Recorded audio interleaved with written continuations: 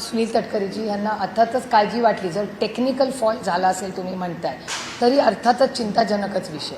कारण का एखाद्या विमानात आपण बसतोय आणि त्याच्यात जर टेक्निकल फॉल्ट आला असेल तर हे अतिशय चिंतेची बाब आहे पहिली. कारण का कुठली म्हणजे तुम्हाला माहिती आहे, मी गाडी असेल, रेल्वे असेल किंवा विमान असेल, ह्याच्याबद्दलच्या सुरक्षिततेबद्दल सातत्याने मी स्वतः संसदेतही बोलते आणि तुमच्याशी अनेक वेळा बोलते. पण मी अर्थातच राऊत साहेबांना फोन करून काय नक्की झालंय किंवा काय त्यांना कोणी कळवलंय ह्याची माहिती मीही घेणार आहे.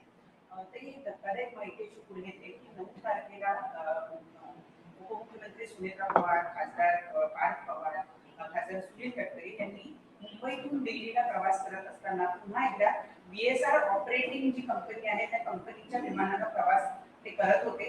परंतु त्यांचं विमान जे ते 5 वाजताच होतं, जे 2 तास उशिरानं म्हणजे 7 वाजता म्हणजे कुठला तरी तांत्रिक बिघाड आल्याने उशिरा उडलं असं कळतंय.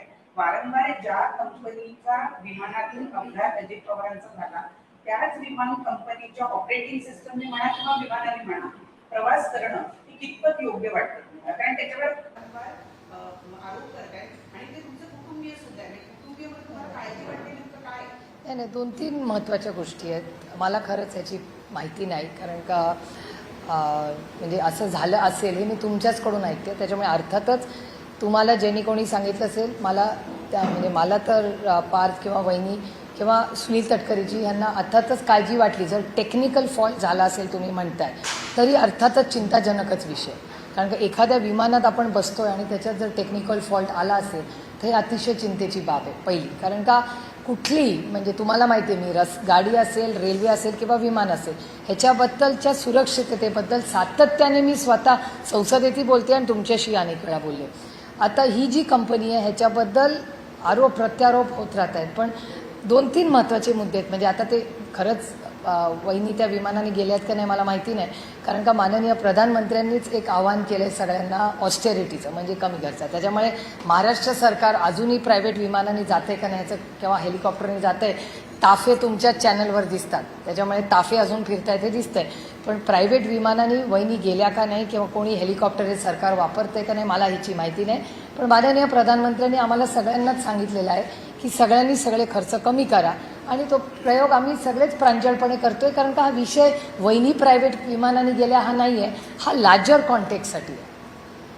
म्हणजे की आज तेलाची काय परिस्थिती आहे, महागाई काय झालेली आहे, तेल कमी आहे, त्याच्यामुळे हा म्हणजे जे माननीय प्रधानमंत्र्यांनी जे आवाहन केलं, म्हणजे मी एक गंमत म्हणून तुम्हाला सांगते का हा काही प्रेस कॉन्फरन्सचा विषय नाही, पण माझे जे व्याही आहेत त्यांनी नागपूरचं रिसेप्शन पुढे ढकललं, कारण का त्यांच्याकडे 3-4 हजार लोक येणार होते.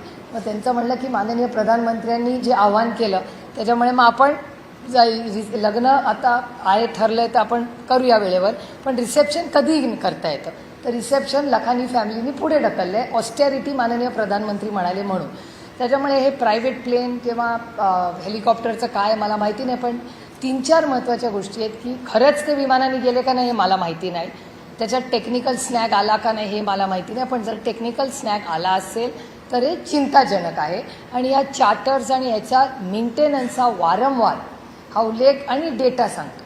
म्हणजे दादाचे ज्या पद्धतीने ॲक्सिडेंट झाला ह्याची अनेक उत्तरं अजूनही आमच्याकडे नाही, आणि अर्थातच एक कुटुंब म्हणून, एक बहीण म्हणून अर्थातच त्याची उत्तरं मला हवी आहेत. आज नाही उद्या पण उत्तरं हवी आहेत जी आम्ही प्रत्येक वेळेस मागतो संसदेमध्ये. कारण का दादा फक्त माझा भाऊ नव्हता, ह्या राज्याचा उपमुख्यमंत्री होता.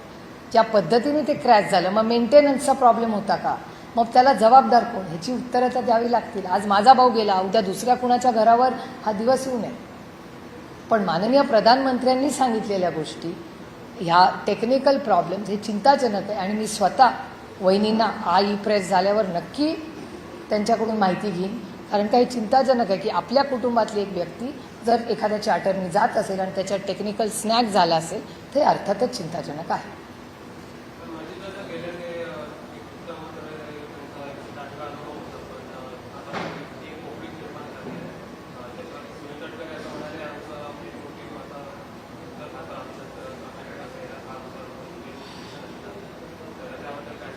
नाही बघा, त्यांच्या पक्षामध्ये त्यांचं काय डिस्कशन भारतीय जनता पक्षावर झालं आहे हे मला कसं माहिती असेल, मी दुसऱ्याच्या घरात कशाला जाऊ. नाही त्यांच्या गटात कोण नेता होणार आहोत त्यांनी ठरवायचा ना निर्णय. आमच्या पक्षामध्ये आदरणीय पवार साहेब हे आमचे नेते, कालही होते, आजही आणि उद्याही राहणार. आता त्यांच्या गटामध्ये दादा गेल्यानंतर त्यांनी कुणाला नेता मानायचा हा त्यांचा वैयक्तिक प्रश्न आहे. आम्ही कोण सांगणार? प्रत्येकाने आपला नेता आपण ठरवायचा असतो. आमचा नेता आम्हाला माहिती आहे, त्यांचा नेता कोण आहे हे त्यांनी ठरवावं. पुन्हा माहिती अशी येते की लाडकी बहीण ज्याचा तुम्ही उल्लेख केला, सामाजिक न्याय विभागातून पुन्हा 344 कोटी रुपयांचा निधी हा लाडक्या बहिणीकडे वर्गा करण्यात आल्याची माहिती मिळते. याच्यापूर्वी सुद्धा संजय शिरसाट त्या विभागाचे मंत्री आहेत, त्यांच्या विभागाचा निधी पळवला गेला होता. आता दुसऱ्यांदा त्यांच्या विभागाचा निधी पळवला गेला. आता वर्तमानपत्रात आणि माध्यमातून अशी माहिती मिळते आहे की सर्व शिक्षा अभियान असेल, सर्व शिक्षा अभियान म्हणजे शिक्षणाचे पैसे आणि सामाजिक न्यायाचे पैसे हे लाडकी बहीण योजनेसाठी वापरले जातात असं सातत्याने हे माध्यमातून आणि वर्तमानपत्रात ही सगळी माहिती येते. हे अतिशय चिंताजनक आहे आणि ही गोष्ट मी आज नाही गेले 2-2.5 वर्ष म्हणते की महाराष्ट्राची आर्थिक परिस्थिती ही अडचणीत आहे. याच्याबद्दल जे टेक्नोक्रॅट्स आहेत, इकॉनॉमिस्ट आहेत, जे अर्थतज्ज्ञ आहेत, या सगळ्यांना बोलवा. महाराष्ट्रात अतिशय चांगले अर्थतज्ज्ञ आहेत. ते सगळे राजकीय मतभेद बाजूला ठेवून अर्थतज्ज्ञांचं मार्गदर्शन घेऊन महाराष्ट्राचं आर्थिक धोरण हे ठरवलं गेलं पाहिजे. योगायोगाने हे केंद्र सरकारमध्ये पण आजची जी आर्थिक देशाची परिस्थिती आहे ती अतिशय अडचणीतली आहे.